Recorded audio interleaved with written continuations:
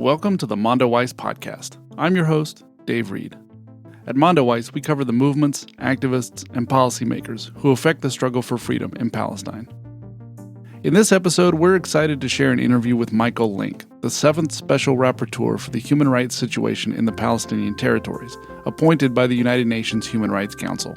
Michael's term in that role just ended, and he spoke to scientist, author, and activist David Kattenburg about the state of things in Palestine and reflections on his service. Before we get to that interview, I wanted to let you know about a new video report produced by our Palestine News Director, Yumna Patel. As readers of the site and listeners of this podcast know, Yumna is based in Bethlehem, where she covers breaking news and produces video reports and documentaries. On Thursday, May 5th, we'll premiere a new video report titled Inside Israeli Apartheid. For decades, Palestinians have accused Israel of the crime of apartheid, imposing two different legal systems on the land between the Jordan River and the Mediterranean Sea. One system privileges Jews, and another discriminates against Palestinians. Now, the rest of the world is catching up. In the past year, the leading global and Israeli human rights groups have joined their Palestinian counterparts in calling Israel an apartheid state. From the occupied West Bank, East Jerusalem, and Gaza, to Palestinian communities inside Israel, this report looks inside Israeli apartheid, explaining how it works and how it affects the daily lives of Palestinians. Here's a clip. One of the primary ways that Israel separates Palestinians and maintains domination over them is through its control of the population registry and ID system. By controlling the registry, Israeli authorities have the power to restrict every aspect of Palestinian life, from determining where Palestinians are allowed to live, who they're able to marry, and what services they do and do not have access to. For Palestinians, the type of ID you carry dictates the level of rights that you have, and to which degree your life is controlled by the Israeli state and security apparatus. This video will premiere on YouTube and Facebook on May 5th at 5 p.m. Eastern Standard Time. Links to YouTube and Facebook will be in the show notes. Now, here is David Kattenburg with his guest, Michael Lynk, the outgoing Special Rapporteur for the human rights situation in the Palestinian Territories. Hello, Michael Lynk. How are you? I'm fine, thanks, David. Thank you very much for having me today. Michael, you are now coming to the end, virtually at the end of your 6-year appointment as UN Special Rapporteur on the situation of human rights in the Palestinian Territories occupied since 1967. That's the your complete title. And you've been at it for 6 years. How are you feeling now that your tenure is virtually over?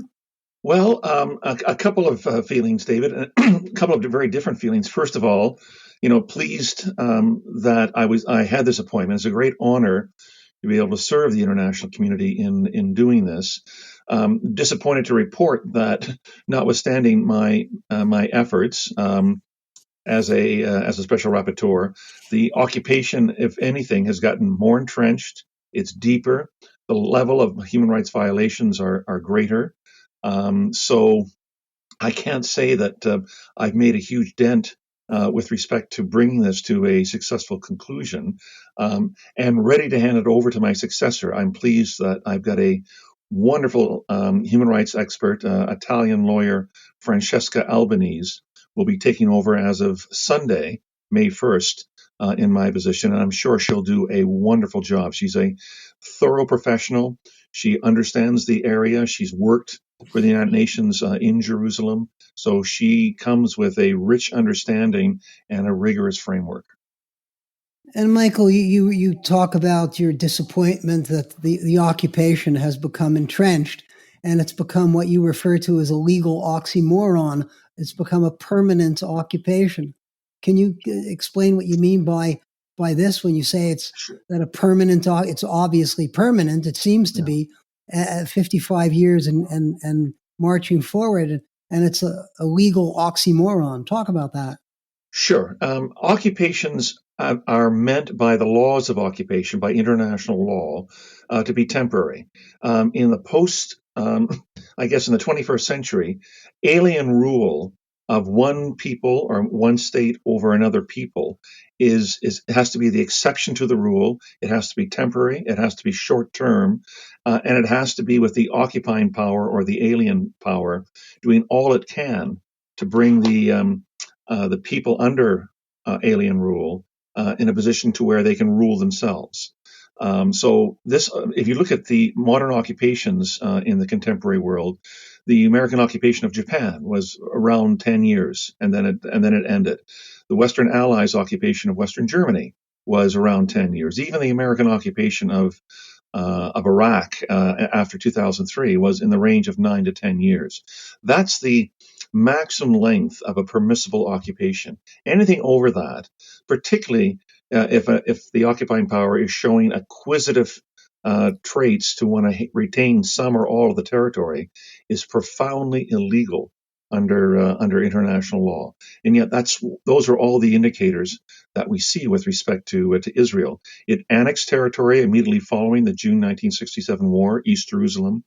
It's been engaged in de facto annexation of the West Bank ever since June 1967, and it has cemented its intentions with 300 settlements and over 700,000 settlers in the occupied territories.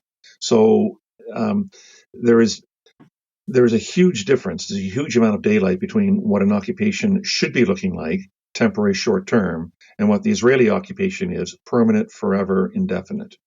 And anybody who's traveled through the West Bank, as I have, I've gone from the West Jerusalem bus station in a settler bus into East Jerusalem and across the Jordan Valley almost to Jericho, and then up Highway 90, up almost the full length of the northern West Bank, and then back across the fictitious Green Line. And anybody who doubts that Israel's occupation is now permanent has to do something like that. It's obviously permanent. The Israelis are not leaving. You know, what makes this such an unusual situation, David, is this is by far the best documented conflict in the modern world. It's not necessarily the best reported, but it's the best documented. There are reams of reports coming from the United Nations, from Israeli, from Palestinian, and from international human rights organizations that lay out all of the facts with respect to the human rights abuses and the violations of international law, and with the intentions of the Israeli government respecting the occupied territories. Israel treats this as an internal colony, which it's forbidden to do. And you've talked about taking a bus through the occupied Palestinian territory. The permanence of the occupation is visual to any eye that wishes to see. And in fact, there are many diplomats who are stationed in East Jerusalem and in Ramallah, who I'm sure are reporting this back regularly to their capitals in Berlin or to Brussels or to Washington or to Ottawa. And yet there's virtually no effort by the international community to hold Israel to account to all of the UN resolutions that have been passed respecting the occupation. So this is probably one of the great mysteries of the modern world as to why we know so much about the occupation and we've proclaimed so much law with respect to the occupation, but have done so precious little with regards to this. There's a huge gap between promise and performance regarding this occupation.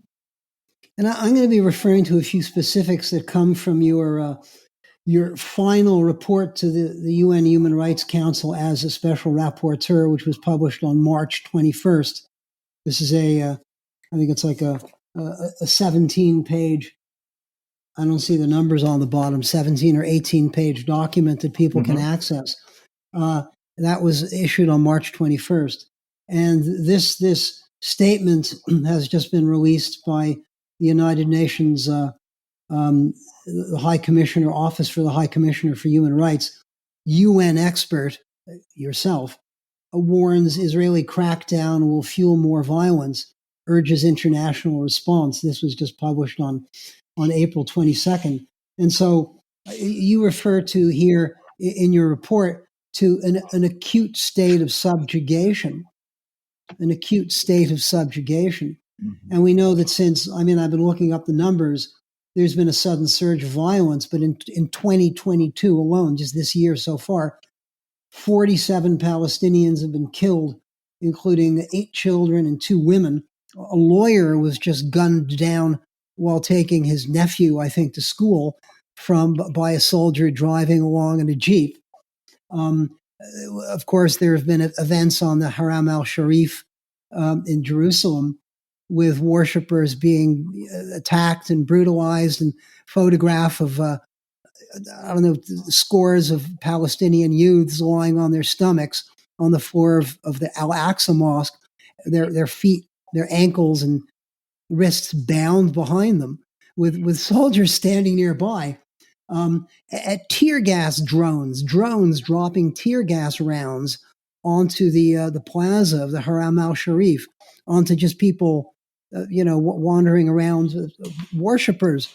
So this is you sum this up as an acute state of subjugation, and it's all with complete impunity.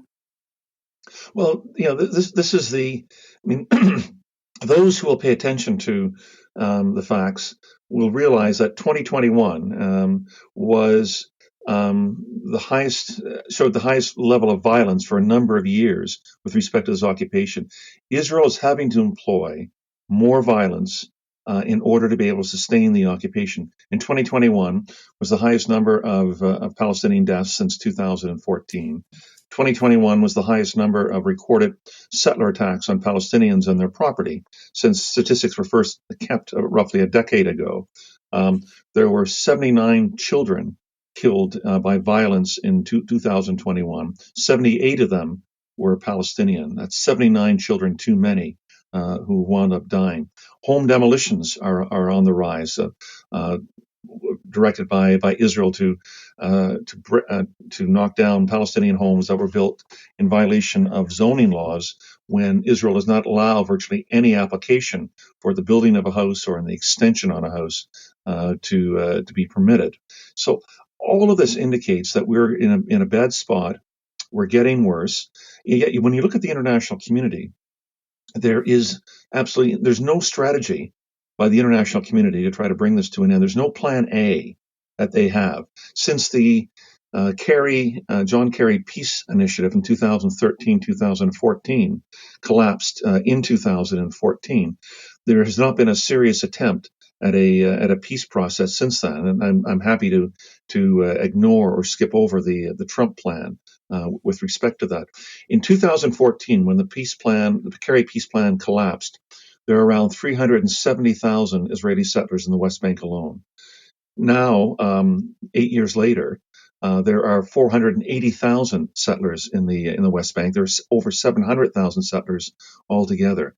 When you're increasing the settler population by between 20 to 25,000 settlers per year, who cannot do their math and realize that means no Palestinian state?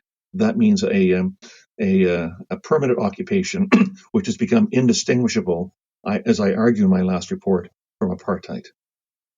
And let's get to apartheid in a moment.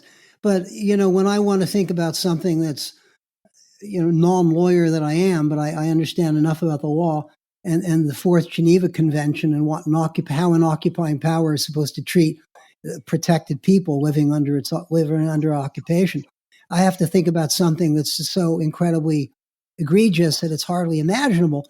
Our settlers, photographs and videos of settlers assaulting Palestinians, firing, automatic weapons, apparently, at Palestinians, with Israeli soldiers standing nearby, smiling and talking with them and, providing them with whatever,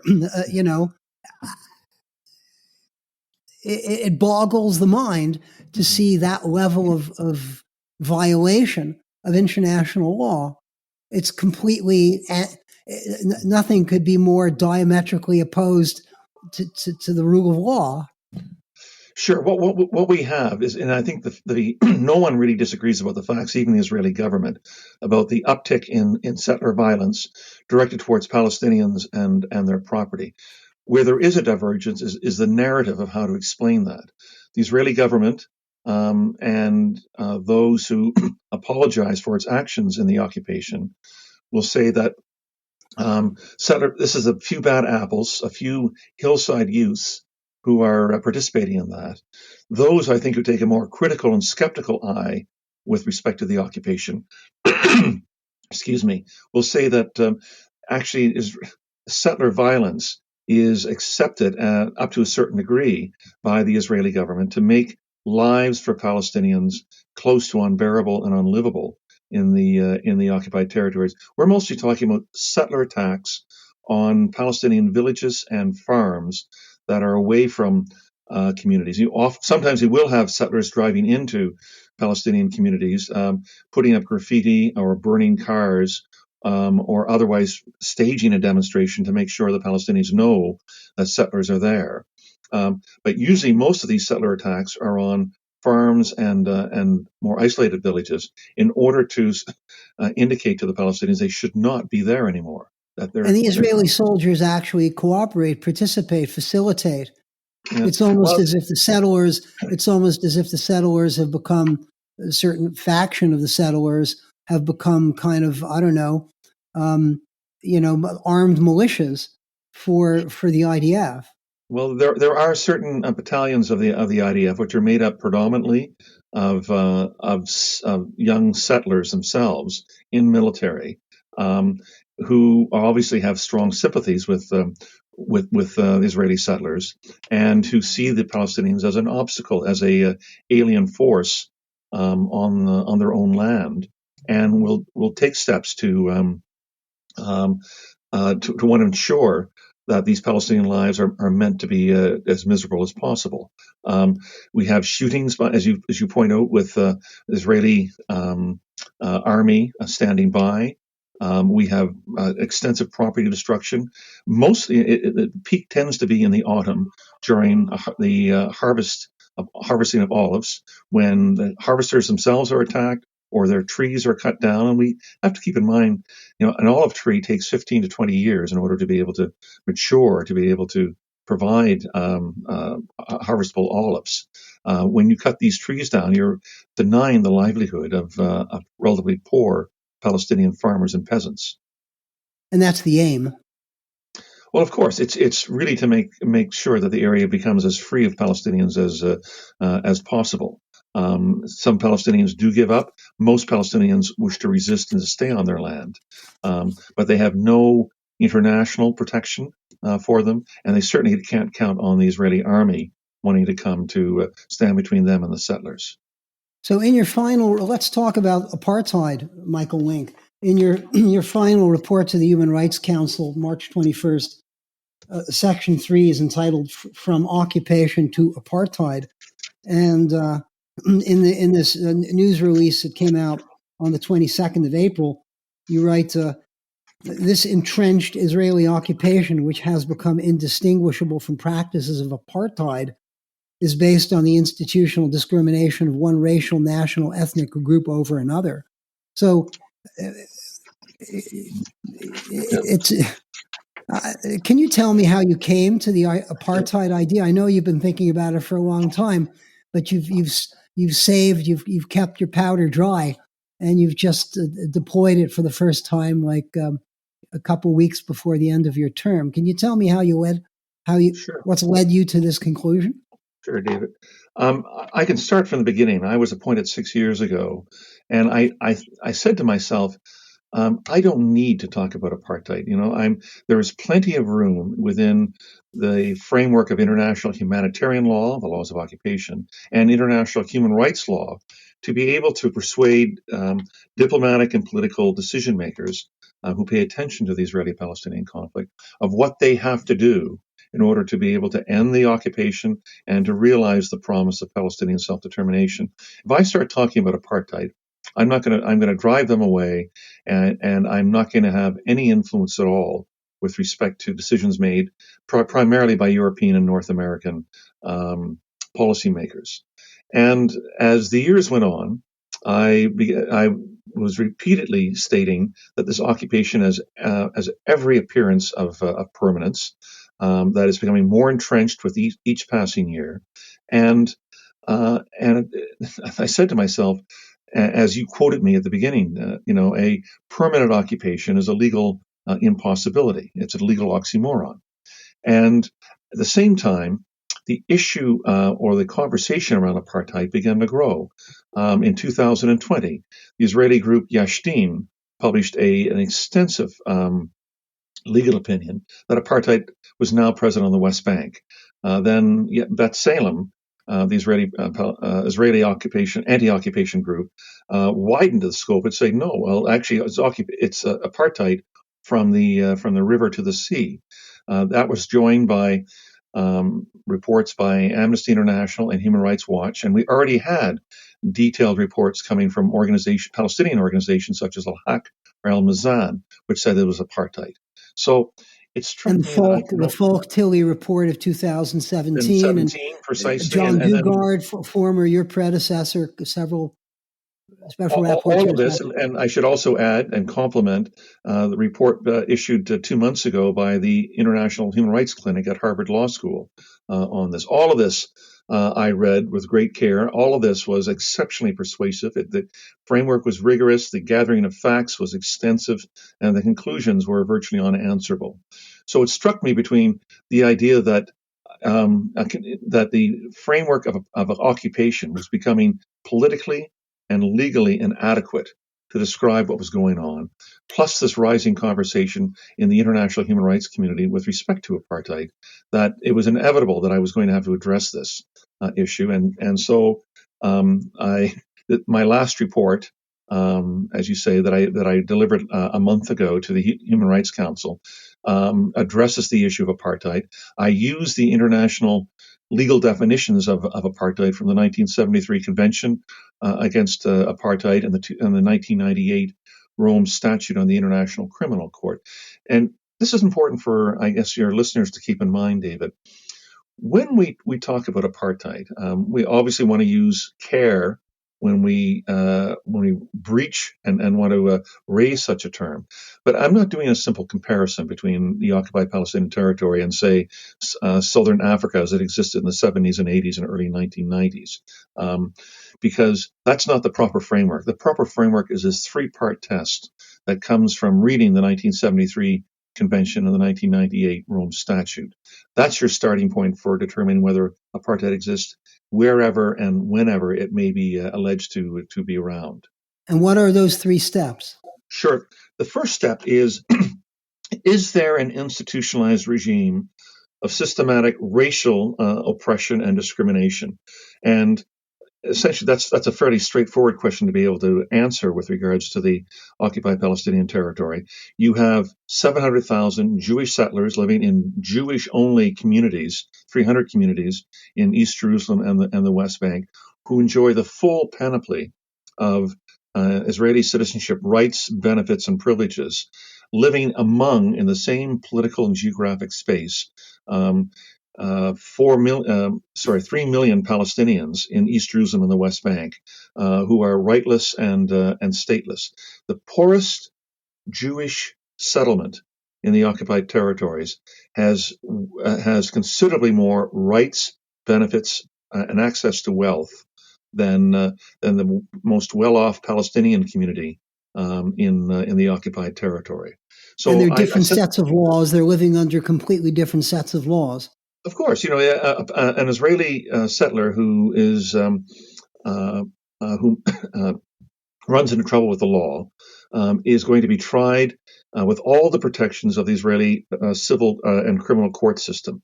Would have right to have all the evidence rules apply and benefit them, all the procedures benefiting them. They have the right to know what the evidence is against them and to be able to have a trial in front of an impartial judge. And a Palestinian in the occupied territory in the West Bank who runs into trouble with the law will be invariably steered towards an Israeli military court system where he or she won't know, and their lawyer will not know the evidence against them, will be tried in Hebrew, a language that most of them do not speak, and where the conviction rate is over 99%. For Palestinians, and who, if found guilty, as the bulk of them will be, are sentenced to disproportionate sentences compared to an Israeli Jew who's charged with the same offense. So all of this incredible unfairness entirely dependent upon if you're a Palestinian Arab or an Israeli Jew, led me to believe on the first step that this is an institutionalized regime of oppression and discrimination. The second step is whether or not there's been this discrimination has been set up with the intention of maintaining the domination of one group over another. And all you really have to do is start reading what Israeli political leaders have said. Naftali Bennett, the current prime minister of Israel, says, "I oppose a Palestinian state, and I oppose any attempt to restart a peace process. The world does not respect a nation that is willing to give up its homeland. We apply Israeli law to Judea and Samaria." Benjamin Netanyahu said, a Palestinian state will endanger our existence. I'm not going to divide Jerusalem. I will not evacuate any settlement, and I'll make sure we control the territory west of the Jordan River. And I can go on and on with other Israeli leaders who are currently in leadership positions who said so a system much of an institutionalized system of oppression and domination exercise. That's part one. Exercised for the purpose of maintaining that system of domination. That's number two. Right. And number three then has been accompanied by what we consider to be inhumane acts. And inhumane acts would include, and I found evidence of all of these.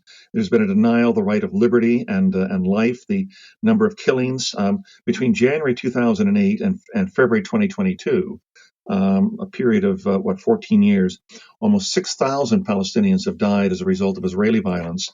At the same time, there has been roughly 260 Israelis have died as a result of Palestinian violence. So it's a ratio of 22 to 1. And I'm not saying that to say, oh, well, things would be better if more Israeli Jews were killed. I'm not saying that at all. I'm simply pointing out the enormous asymmetrical use of force and violence in order to sustain this occupation.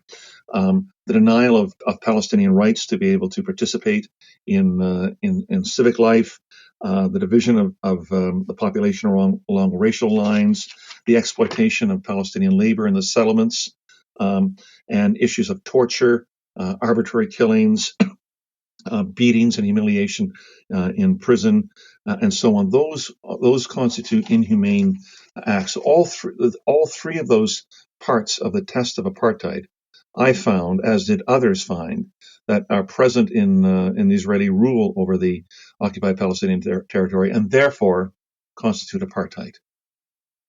But I mean, if you think of this Israel, when I talk about Israel, people say, "Oh, Israel is not. Israel is a democratic country." I ask, "What do you mean by Israel?" Israel is no longer what we used to refer to quaintly as Israel proper. Israel really is what Israelis refer to as the land of Israel, which is all this territory west of the Jordan River to the Mediterranean, and from the northern Golan Heights all the way down to Eilat.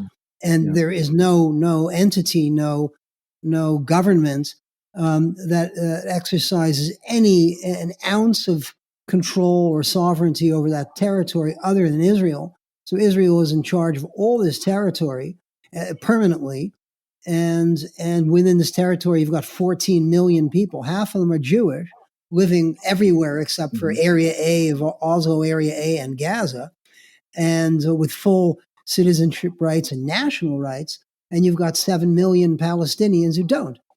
None of the 7 million Palestinians have national rights, not even the ones who are citizens of Israel. And the 3 million in the West Bank and the 2 million in Gaza have no rights at all. And their lives are completely controlled by Israel. So sure. Yeah. So I want to be clear, in my mandate extends only to the occupied Palestinian territory.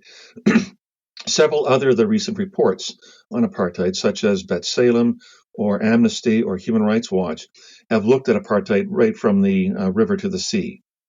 So they include Israel as well as the occupied Palestinian territory.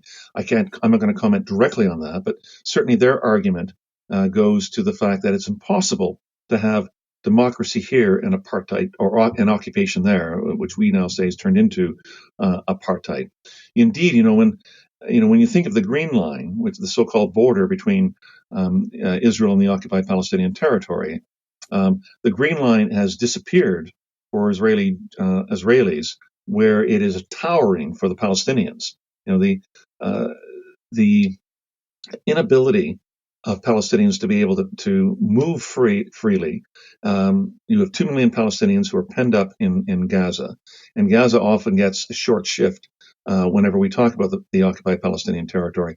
In Gaza, you have 2 million people who have no freedom of movement, who are behind a air, sea, and land blockade that has been comprehensively enforced by Israel since 2007, 15 years. Most Palestinians, the vast majority of Palestinians in Gaza, have never left Gaza because they can't, between Israeli blockades and the Egyptian border at Rafah. You have 2.7 million Palestinians living in the West Bank in 165 disconnected enclaves of land, where they have to go through checkpoints and roadblocks and separate highways in order to be able to go from Nablus to Jenin to Ramallah to Bethlehem to Hebron. So they live in a shattered territory in the West Bank, unable really to easily travel between one spot and another. And then you have the 360,000 or so Palestinians living in East Jerusalem who are separated from the West Bank and from Gaza by the separation wall. So it'd be almost impossible, I think, to show me another situation in the world where one people, particularly living now under unwanted alien rule, are so disconnected and separated each other by the very forces of occupation. It's no accident that these Palestinians are disconnected geographically from one another, and to some extent now politically from one another. That is a very intent of divide and conquer that Israel has built into as a cornerstone of its occupation. Michael Lynk, the international community, of course, steadfastly denies this notion that Israel practices apartheid. And it's hard to imagine, like the Canadian government's line is, we don't use that word. It's hard to imagine for me the European Union or any of its member states like Germany or the UK or France or Canada or the United States acknowledging, well, I guess it's kind of true, Israel practices apartheid. What do you think it's going to take to get the international community to acknowledge what seems so obvious to yourself and many other academics and human rights organizations and observers, and even former Israeli prime ministers have talked about Israeli apartheid? But the EU, UK, Canada, US, never. What's it going to take for them to shift? Well, let's point out some respected voices, both international and Israeli, who have acknowledged that there's apartheid. Last June, Ban Ki-moon, the former Secretary General of the United Nations, said in a remarkable op-ed where he acknowledged not only has Israel's practice of de facto annexation developed to the point where the prospect of a two-state solution has all but vanished, he then went on to say that this dual legal system and this indefinite occupation results in a situation that he says arguably constitutes apartheid. The Reverend Desmond Tutu, who passed away just a few months ago, the Nobel laureate for peace, said, "I know firsthand that Israel has created an apartheid reality within its borders and through its occupation." And interestingly enough, Michael Ben-Yair, who was a former Attorney General of Israel in the 1990s under Yitzhak Rabin, said, and I'm quoting, "It is with great sadness that I must also conclude that my country has sunk to such political and moral depths that is now an apartheid regime. It is time for the international community to recognize this reality as well. It is impossible," he went on to say, "to conclude otherwise. The occupation is a permanent reality. This is a one-state reality with two different peoples living with unequal rights." So what one can hope for is more international voices saying things like this. But really, I think the difference is going to be the ability of civil society in European countries and in North American countries to push their governments to be able to take a much stronger stance with respect to the entrenched occupation. I mean, the crime of apartheid is a crime against humanity under the under the Rome Statute of the International Criminal Court. Canada, your own country, Michael, is obliged under the Crimes Against Humanity and War Crimes Act to hold Israel accountable for what it must realize. I mean, do these guys, is it your sense that people within government know that Israel is an apartheid state? Do diplomats tell you discreetly, well, we think it's true, but we can't actually use the word? Is there any evidence to suggest that people in the Canadian government and within the European Union know that it's an apartheid state or situation? Most of them, those who have commented on either my report or on Amnesty's report that was released almost 3 months ago, will say, we don't believe it's apartheid, and their stock answer usually is, we don't think it's helpful to trying to find a solution. They don't have any or much compelling arguments against the law, that's the legal framework with respect to apartheid, or the facts that are applied in all of these reports to which have concluded that it is apartheid. This is not something that they really have engaged in depth, because probably they know that their counter arguments would be shallow. Certainly, the Israeli arguments against my report and other reports is simply to dismiss it as a form of anti-Semitism, which is in many ways the cheapest of arguments, because it downplays the very real issues and threats of anti-Semitism in the world today, by labeling any comprehensive critique of what Israel is doing as hatred of Jews, when this is by far. This is so far from what motivates people to write these reports and come to these conclusions. As you mentioned, with respect to political and diplomatic decision makers, I really think they're, to use a North American football term, hoping for a Hail Mary. There is no international strategy to end the occupation. There is no plan A, let alone a plan B. Most of them are happy to have anybody but Netanyahu in power, even if it means that the government that's replaced him is pursuing his same settlement policies and its same objectives of ensuring that no Palestinian state winds up emerging. They're willing to swallow this as the price of keeping Netanyahu out of power. I think someone recently described Naftali Bennett as Netanyahu with manners. There was an interesting article written in September of 2021 by a political correspondent for the Hebrew daily Haaretz, which said that Naftali Bennett was surprised in all of the congratulatory calls that he received over the summer 2021 after becoming Israeli prime minister, how few of the international leaders raised the issue of the occupation. And those that did seemed very half-hearted in speaking to him about it. So he recognizes, I think, that he's got within some limits, he's got a fairly free hand to continue with deepening the occupation. There are major new settlements that he attempted to bring forth, which were blocked by the Americans. But the incremental expansion of existing settlements by 20 to 25,000 settlers a year certainly continues apace, with no serious objection coming from the Western community. You're calling for a resolution, or suggesting that a resolution be created on the floor of the UN General Assembly, asking the International Court of Justice to render an advisory opinion. Can you talk quickly about this, because we don't have too much time left? Sure. I wrote a report 4.5 years ago where I concluded that Israel's occupation had crossed the bright red line into becoming an illegal occupation.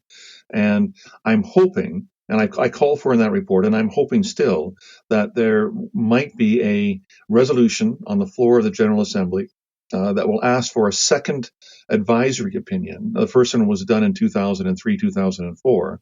From the International Court of Justice in The Hague, the International Court of Justice being the highest court or highest judicial body in the international system, to rule on whether or not Israel's occupation has crossed the bright red line into illegality. What most of the world views the occupation is that the occupation is lawful, albeit it has some illegal aspects to it, such as the annexation of East Jerusalem or the Israeli settlements or the location of the separation wall.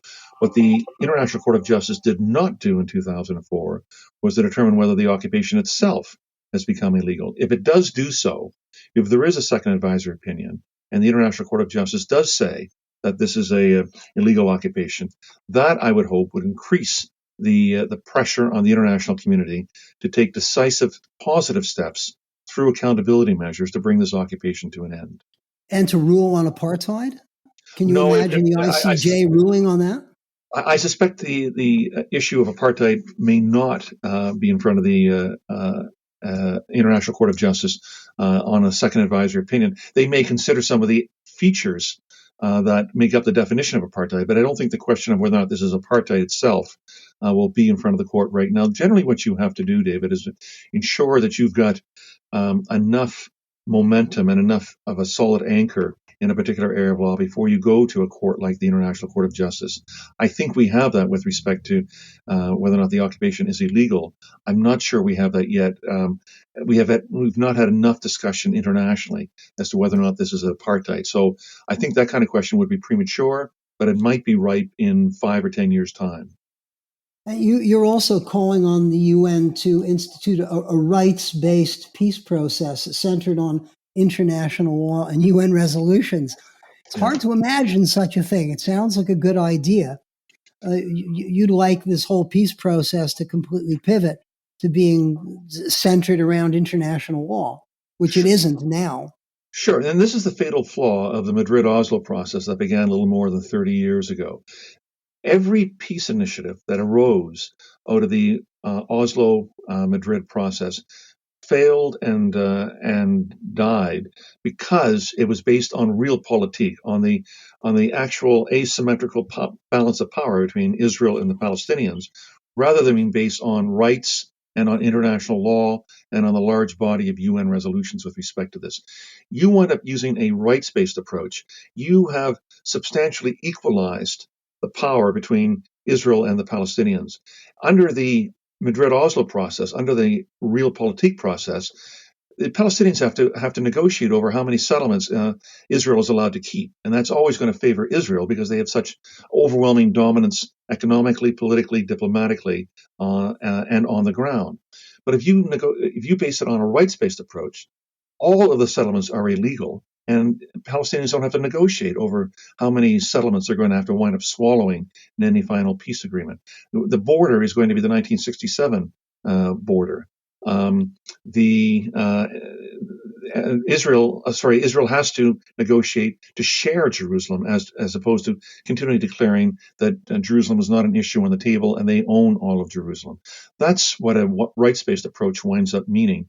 If there's to be any hope at all that there is the possibility of a two-state solution, which seems rather dim at these times. I'm afraid to say that a two-state solution seems like a little bit like time travel, primarily because the UN didn't 30 and 40 years ago take its own resolution seriously and force Israel to end the occupation.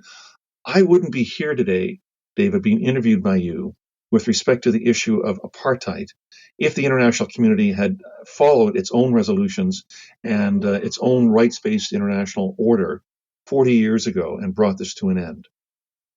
Last question, Michael Lynk. Thank you so much for your time. What are your recommendations to your successor?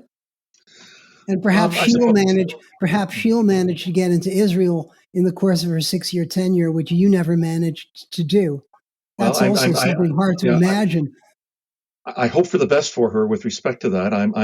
I'd be pleased that Israel would finally allow a special rapporteur into the territories. It hasn't done that since 2008, and to allow my successor to be able to see human rights trends with, in this sense, her own eyes.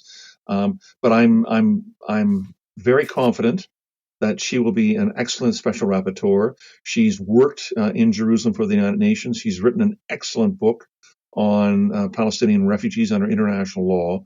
She understands the issue. She writes well. She's got a high degree of professionalism. So I'm sure that the ability to keep a critical focus on Israel's occupation will be central to her mission. And it's kind of a thankless task. I guess you've got to be really committed to justice and the rule of law to carry out the task. But David, that's its own reward, quite frankly. The relationships I've developed with civil society in Palestine and Israel, in the international community, those have been extremely rich and rewarding. And then to know that my work is certainly used and relied upon by civil society and sometimes by diplomats, and certainly in the media, I know that I've had an impact. I haven't been able to reverse the ongoing entrenchment of the occupation, but I think your I have statements helped. about Israeli apartheid are, to my knowledge, the only statements to this effect that are present anywhere on a UN website. Yeah, that is true, and I do acknowledge that. For example, if you use this as a barometer, the New York Times actually wrote an article about my report, and while they had ignored unjustly the reports issued by Human Rights Watch and by Amnesty International. So I'm hoping that my report is contributing to the conversation with respect to apartheid and opening the door to a continued critical appraisal of what Israel is doing in the occupied territory. For the past 6 years, Michael Lynk has served as the Special United Nations Rapporteur on the situation of human rights in the Palestinian Territories occupied since 1967.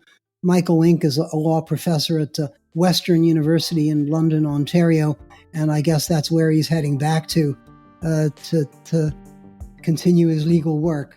Thank you so much, Michael, for your time. David, it's been a great pleasure. Thank you very much for hosting me on this and for letting me speak about my latest report.